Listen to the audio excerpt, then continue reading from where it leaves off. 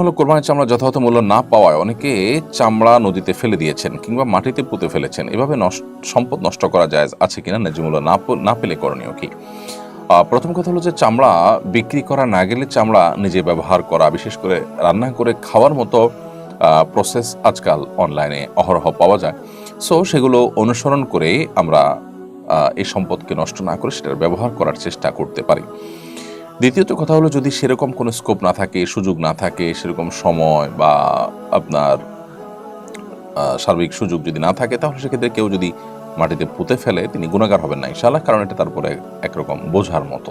কেউ যদি সেটা গ্রহণ করার মতো না থাকে, নিজে ব্যবহার করার মতো সুযোগ তার না থাকে সেভাবে, তাহলে সেক্ষেত্রে মাটিতে পুঁতে ফেলাটা নাজায়েজ হবে না। তবে এখানে যথাযথ কর্তৃপক্ষ যারা আছেন তাদের বিরাট বড় একটা দায় চলে আসে যে এত বড় মূল্যবান একটি সম্পদ সেটিকে যথাযথভাবে সংগ্রহ করা, সেটা যথাযথ ব্যবহার করার ব্যাপারে তাদের আরও জোরালো ভূমিকা থাকা দরকার, যথাযথ ভূমিকা পালন করা দরকার।